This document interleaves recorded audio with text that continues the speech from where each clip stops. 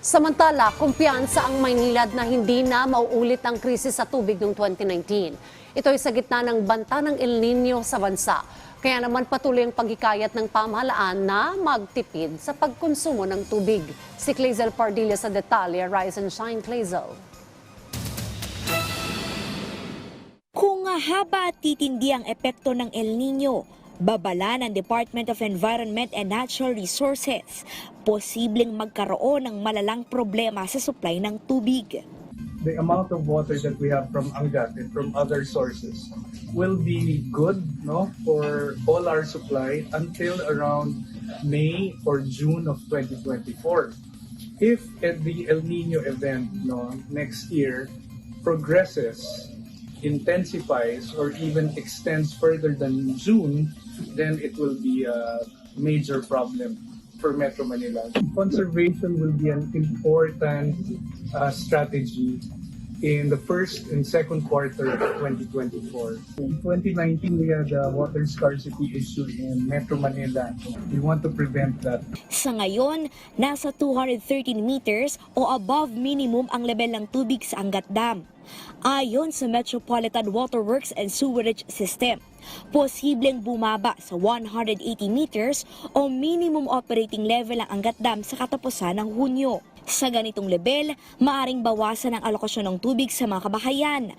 Pero just in case po bawasan po kami ng allocation, ay nakaprepare naman po kami sa ating mga augmentation measures. At kung umabot man itong elevation na minimum operating level ng 180 meters, ay kaya po nating makakuha ng tubig galing sa Angat Dam kasi nirepair po namin itong ating tinatawag na Angat Dam Low Level Outlet. kumpiyansa ang Maynilad na hindi na maulit ang krisis sa tubig na nangyari noong 2019.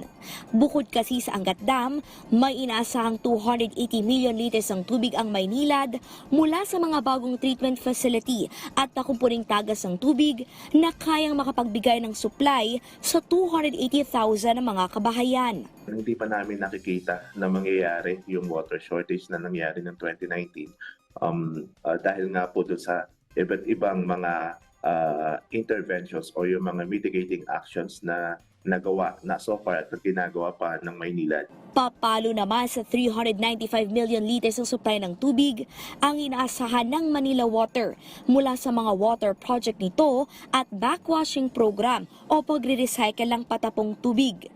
Kayaan nila nitong suplayan ang 2 milyong kabahayan, partikular sa Rizal area. Manila Water customers are currently enjoying 24/7 now. So the plan is whether El Nino is mild or medyo moderate, yung service of 24/7 should continue until next year and the years to come.